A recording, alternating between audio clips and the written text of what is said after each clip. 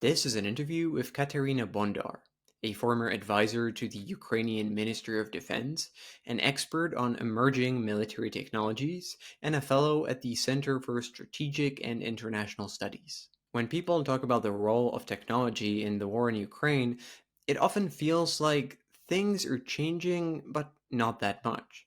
After all, we've been seeing drones on the battlefield for now over 3 years, and so it doesn't really feel new anymore. But the reality is actually the complete opposite. The war in Ukraine is quickly becoming a lot more futuristic than I personally realized, and the technology that's being tested and deployed every day is something that most people would have thought is still many, many years away. Whether that's major attacks carried out only by unmanned vehicles on the ground and in the air, fully autonomous drones, or the Ukrainian ambition of fully replacing its human soldiers in direct combat with robots, those things sound unreal, but they're already happening. War is literally changing in front of our eyes, and the pace of this change is getting faster. This conversation will hopefully make it seem a bit more real and show what the already futuristic present and even more futuristic near future looks like. The corporate sponsor of this podcast is Conductor, which provides software for crisis exercises for everything from cyber threats and supply chain security to hybrid warfare. And now, enjoy the conversation. So, welcome to the podcast. Hi, Dominic. Nice to meet you.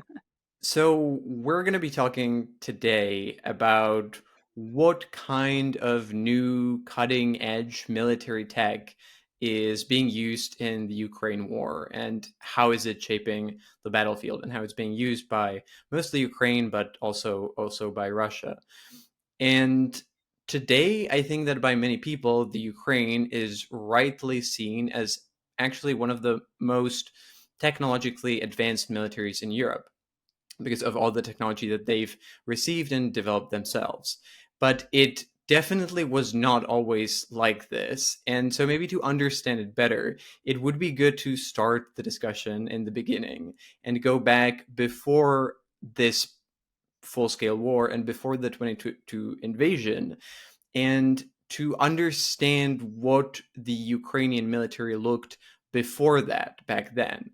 So, if we look at how the um, uh, if we look at how the Ukrainian military looked like before the war, can we say that the way it looks now in terms of its of the how technologically advanced it is that because of a revolution that happened since the war started, or were there already foundations for this already prior to the 2022 invasion, and the war just then sort of accelerated everything? Yeah, thank you, Dominic, for asking this question in the beginning because I think it's really important to understand the context and the pre-story of what we see today and right now. So I would probably even start earlier than 2014 war in Donbass because it's also important to know and understand the condition of the Ukrainian army, which was before the war with Russia in 2014. So Russia has been pushing its narratives and has always targeted Ukraine in general. And one of the strategies that it was pursuing is to actually destroy Ukrainian army and Ukrainian defense industry, maybe prepare as part of preparation for invasion. And how we could see it is that it was underfunded. There was no investment into the army. There was no modernization. There was no renovation. So basically, when the war started in 2014, Ukrainian army was under-equipped. It was undermanned.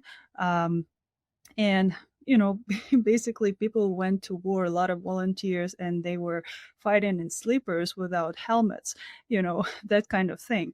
So, and you can also imagine the state of technology and weapon systems that were available.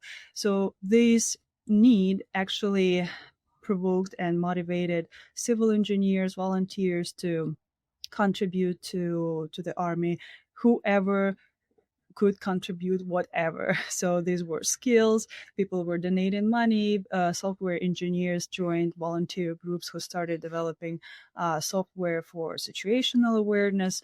Donor organizations were supplying everything that was needed for warfighters and soldiers, basically to protect themselves.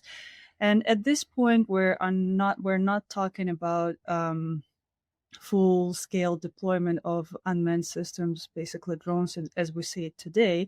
But that was the time where basically the foundation for this full scale deployment was laid. We also need to remember that Ukraine is an agricultural country. So Ukrainian farmers were using drones extensively in agriculture, in farming. So basically monitoring the state of crops, and this is your ISR mission today. They were using drones for spraying, for example. So Ukraine has already had and was familiar with drones as a technology. And when the full-scale invasion happened, this technology just shifted to the military really fast. But it started happening. I mean, this transition from commercial technology to the military even before full-scale invasion. So first cases of using drones for ISR were reported even in 2014, 2015 near Mariupol. And there is still a discussion who came up first with this idea, Ukrainian or Russian forces. But I think it happened pretty much at the same time. So yeah, basically, when you don't have sophisticated weapon systems, when you're lacking tools to fight, this is where you come up with all sorts of creative solutions. And we also need to remember that a lot of Ukrainians, like average people, joined the army, and they had different professions in their civil life. And these professions bring different skill sets. So basically, in one union, you can meet an electrician, you can meet a wedding photographer working with a drone, etc. So that broader skill set than in the military actually enabled a lot of creative solutions and a lot of creative ways to use readily available technology. And this slow integration and familiarization, let's say, of the warfighters with this basically commercial technology laid a foundation for swift switch to this technology as a main or one of the main means of fighting after the full scale invasion. Yeah, so that's how it happened. It wasn't a revolution, I would say.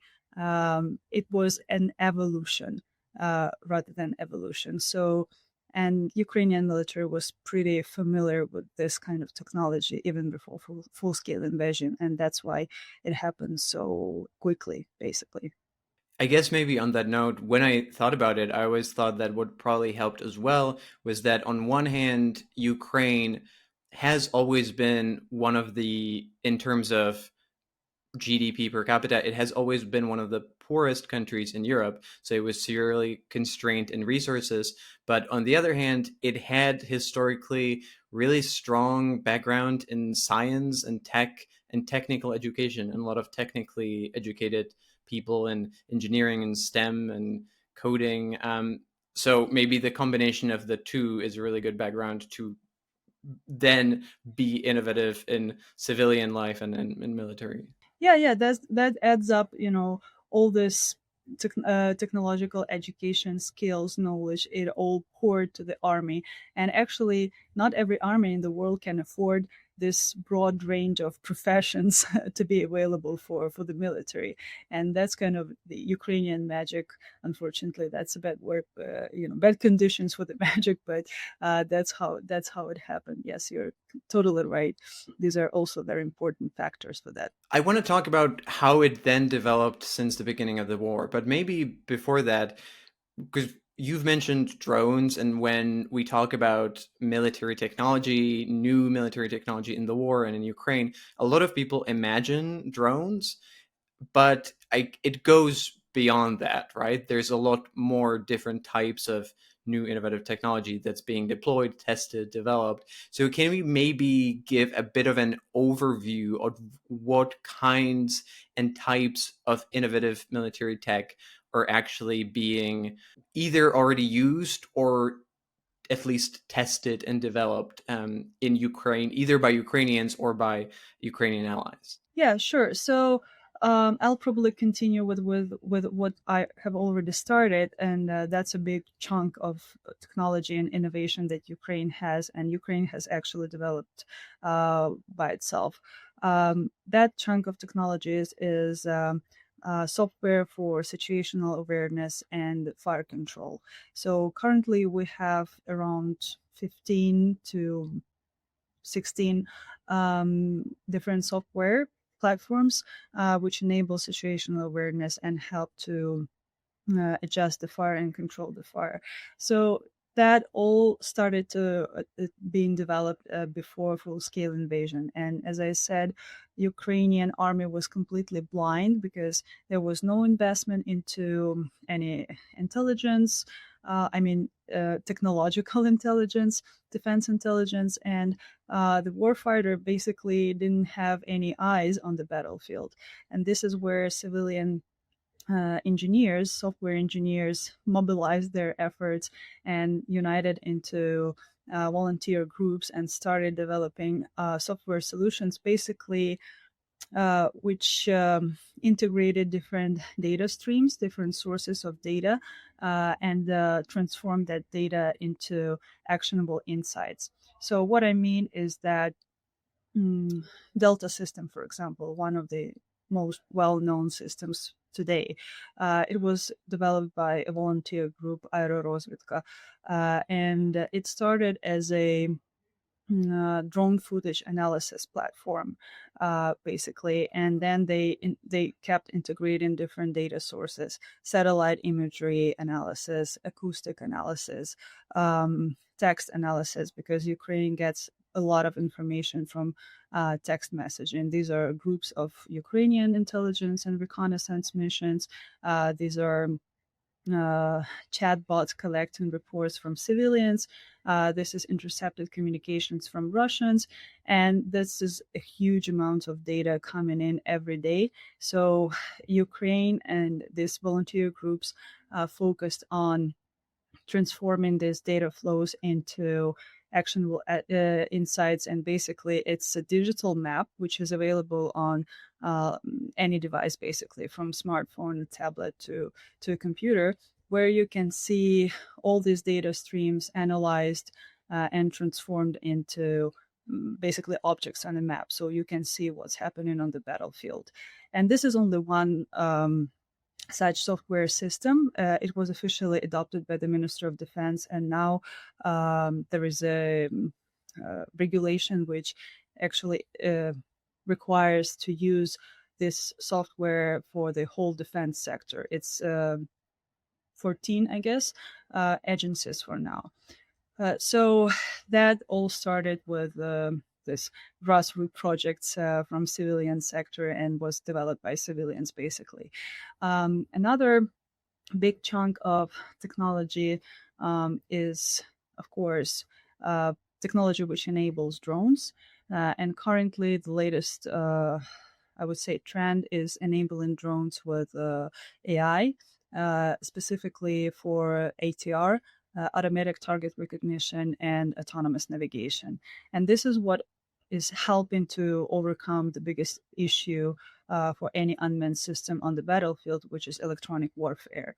So AI-enabled systems are way more efficient. And for example, AI-enabled striking drone is its success rate. I mean, in striking and engagement reaches 70 to 80%, whereas manually controlled and remotely controlled by an operator, success rate is 10 to 15%. So you need to use 10 drones to hit one target, basically. When it's AI-enabled drone, you need a couple of them to hit the target, or even one shot. So That's how technology contributes to the development. Um, If you're enjoying this podcast, chances are that you like to know what's going on in the world of geopolitics. And if that's the case, you might want to sign up to my newsletter. There's a lot of news on geopolitics, but most of it just doesn't actually matter. It's just chasing headlines, emotions, and breaking news. What I want to do is to try to separate all this noise and find the signal, the stuff that actually does matter and will have consequences months and years down the line. And so in every edition, I pick out 3 things that do matter and explain why and what will be their future impact. You can find the link in the description, so check it out and sign up to stay informed. Maybe just to pause here, when you say AI enabled, what does that actually mean? Does that mean that you let the drone fly in a certain direction and the AI then picks the target, does everything, or it works in some pre-conditioned parameters? Can you maybe explain that a little bit? yeah. So the difference between like AI enabled and just algorithmic, because some level of autonomy has been there since 80s or even 70s in missiles, in unmanned systems as well. But the difference between AI and algorithmic, basically pre-programmed algorithms, is that AI-enabled system is able to make decisions by itself. So, for example, if you're telling an automated system to go and hit the target, you have to program its route, and then it will follow the route and it will get to the target. When you say go and hit the target to AI-enabled system, it is able to evaluate where it is. So basically, it has sensors to understand and perceive the environment. It will plan the path, so it will build this route and path to the target, and then it will take over the control of the drone, for example, flight control, because it's not that easy to operate an FPV drone, because you have separate controls for everything, for thrust, for yaw, for turns. So you do it manually. And that's why when the signal is jammed, the drone is just falls down because it's unable to control its flight. So AI does it all. Basically, it controls where the drone is and constantly orientates. It plans the path and the route to the target, and it adjusts the flight and controls the flight of a system, avoids obstacles as well, adjusts to wind gusts, etc., etc. This is what automatic system cannot do, basically, and that's the biggest difference. So I wouldn't say that it's intelligence, but this is some sort of independence in performing and achieving the mission. So basically, when like it's kind of like when I have my own little civilian drone at home and I fly it in the air, it runs out of battery, and then I lose control and it comes back, flies back to me, and lands, finds its own path, lands on its own. Maybe the question that I have then is because on most videos from Ukraine, you still see most of the Ukrainian pilots flying FPV drones, or not just FPV drones, but in general drones that are um, manually controlled and are still remotely controlled by a drone pilot. So how far is actually the adoption of the AI enabled technology? Yeah, so this technology is being deployed slowly just because like technical to implement it to implement this autonomous navigation solution in practice is way harder than in theory or in lab or somewhere even in a testing range in pretty ideal conditions, because on the front line the technology faces a lot of unexpected obstacles, unexpected limitations, and that's why it's not that perfect and it's not there yet. So to give you an understand, to give you a sense how broad is the deployment, is last year numbers. So Ukraine has acquired from 1.5 to 2 million drones. Basically, from what I understand and from conversations that I had, there's no official statistics, but from conversations that I had with the Ukrainian military, I understand that the military actually got 1.5 million drones. So they contracted more, but delivered was less. And out of those, let's say 1.5 million, only 10,000 drones were AI enabled. So these were like officially procured through government procurement system. Of course, in practice, I think it's a bit more because a lot of drones are supplied by donors, by volunteer organizations, and people just buy for the units where their relatives and friends are. So, but the scale is still, you can see the difference in numbers. Of course, in 2025, there are going to be much more. And there's a lot of testing going on in terms of improvement of technology. And we know that iteration cycle is really fast. And that's why actually the fiber optic drones appeared, because to solve all these technical challenges with AI is way harder than just to come up with a drone on a cable, But I believe that this is some sort of temporary solution for this gap before we reach autonomy in navigation with AI-enabled technologies. But it still needs improvement, and it still needs battlefield testing to perform really well, and for the military to be able to rely on this technology. I'd maybe go back because we've went on a little bit of a tangent because I thought it was interesting, but I'd maybe go back to what you were saying before when you were explaining what kinds of types of technologies are being deployed in Ukraine. And I think that you were still just starting. Yeah, yeah. The other like flip side of deployment of a unmanned system, and where the competition is not less than in drone systems, there is electronic warfare, of course, because these are two sectors, let's say, of technology which compete with each other. And there I saw a lot of interesting solutions, especially in terms of localized and this personal, and we'll call it bubble electronic warfare. So basically it's getting smaller, it's getting more resilient, and it's getting bigger battery life. And in future, I hope that every warfighter will be protected with personal, some sort of electronic warfare, protecting from all sorts of unmanned systems, ground, air, which is coming to the warfighter. Because for the Ukrainian military, and I think any military in the world, the human life is the most precious and valuable asset in the war. And Ukrainian military aims to replace warfighters with unmanned systems just for this reason, to save people's life. And protection from drones is one of the directions where the technology is developing really fast. And there are not so sexy, I would say, but not less important innovations, which we will see. For example, innovation in communication systems. Now they start to switch from analog to digital communications. They need to protect communication channels with encrypted solutions. So there is a lot of innovation happening there, but it's just not so broadly communicated. A lot of hopes rely on quantum communication, which is also hopefully coming soon. I'm not saying that Ukrainians developing quantum solutions, but this is something that everyone is looking forward, because a lot of information is leaking through communication systems, and this is where a lot of improvement is needed. Again, a bit of underground technology, but not less important again, is migration to the cloud.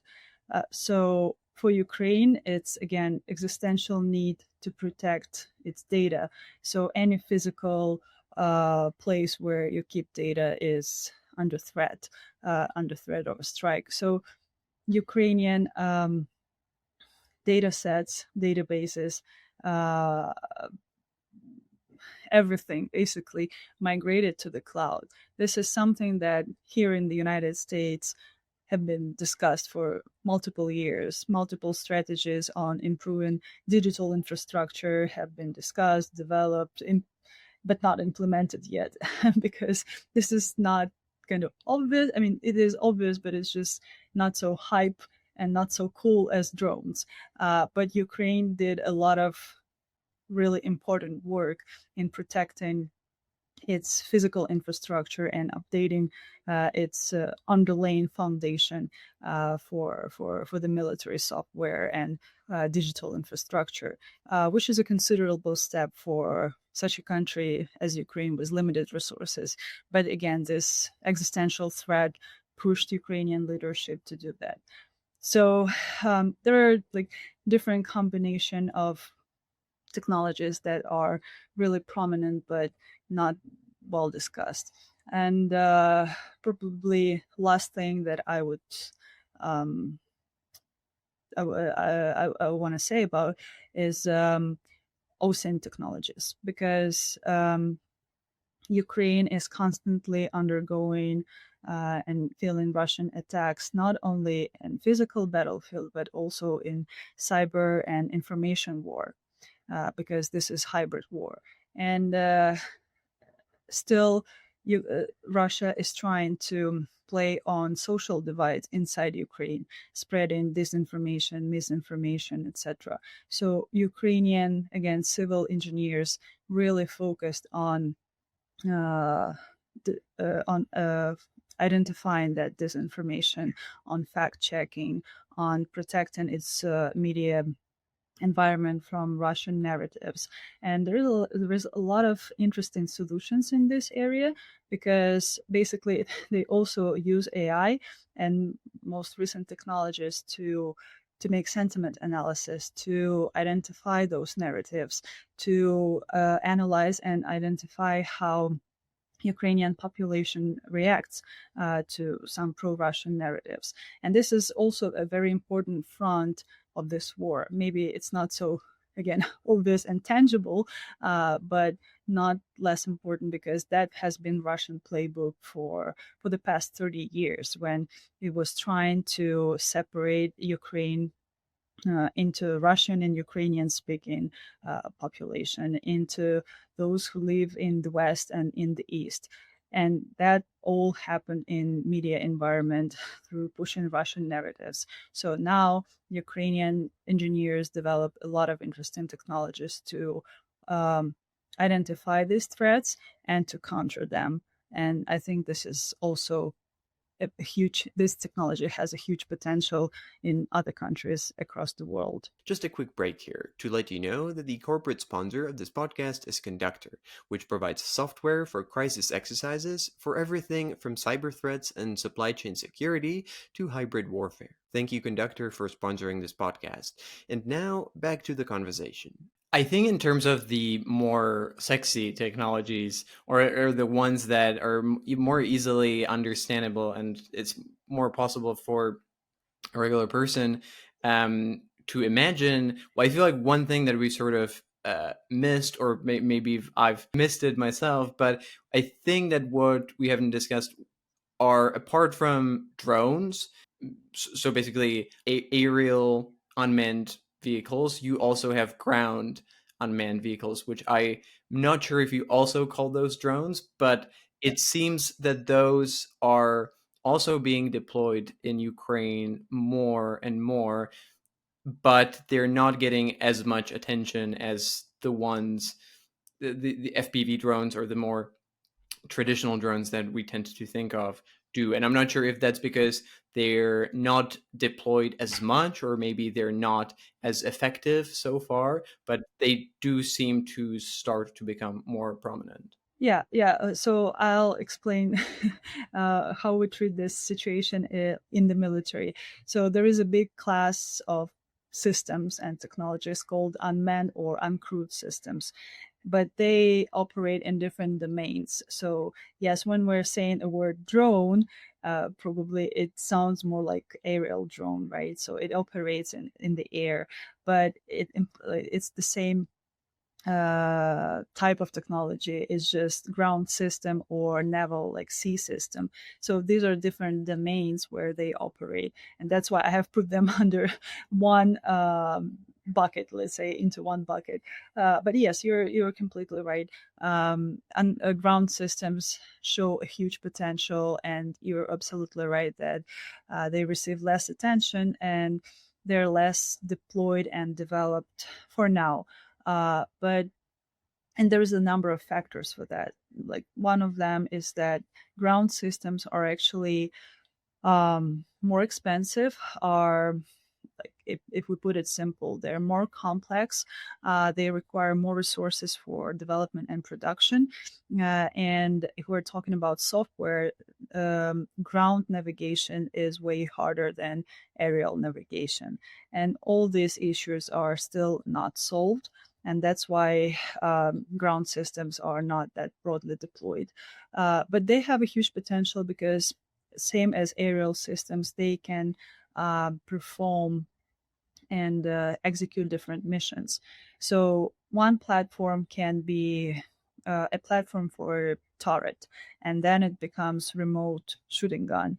The same platform can be used for logistics and reduce risks for people who supply, I don't know, food, for example, to troops which are in the trenches. So logistics function. Then evacuation of wounded soldiers from the battlefield, demining and mining as well. So one platform can actually perform really different functions and participate in different missions, and that's why they show a huge potential. But on the other hand, a ground system, you cannot basically you cannot print it on 3D printer as you can do with FPV drone. So it requires more complex components, more complex production, bigger supply chain. It all results in higher costs. So a usual FPV drone can cost like $500. An average ground system goes from 5,000 to 10,000. That's an average. We also should remember that they're bigger, they're heavier, and even to bring them to the front line also requires more logistics and it's more complicated. So with ground systems, the general situation is that they're more complicated, more expensive, and that's why their deployment goes slower. But again, due to huge potential, I still think we're going to be there, and but just a bit later than with aerial systems. And of course, naval drones, sea drones, uh, they showed that they're super efficient against the fleet of the huge country and the huge fleet. But it's kind of the same set of technologies. It's navigation, it's platform, like physical hardware platform, and again, they can be adjustable to different missions as well. So it's kind of the same approach, but different domains. I think on that note, I've seen that recently, I think it was several months ago, there was sort of a historical first Ukrainian attack on a Russian position that was carried out both on in the air and on the ground, but it was carried out completely using only unmanned equipment, so ground vehicles and aerial drones. And that kind of leads me to one of the most interesting points that of your paper that I would go recommend everyone to go and read that you've recently published, where you talk about that and you've already mentioned it, that the ultimate goal of the Ukrainian military is to completely replace human soldiers in direct combat and replace them with basically robots. And I think you mentioned in the paper the video of a captured Russian soldier that was recently appeared, where he talks about that he was basically until he was captured, he never saw a human Ukrainian soldiers. That it was purely drones fighting drones, or they only saw Ukrainian drones. So maybe to tie all that up, how far do you think we are, or how far Ukrainian military is in its goal to replace, at least partially replace human soldiers in direct combat? Um, and now that we're seeing things like the first ever attack only using unmanned vehicles, how far away we are from that, and to what extent it's a bit of a futuristic future, still very much out there many years from now, and to what extent it's something that actually is a realistic possibility within relatively short time. Yeah, so my opinion is that we're already stepping into this future, and we see examples, and these are only public examples that we're not. Thank you for listening to this conversation. If you'd like to hear the rest of it, you can find it on my Patreon.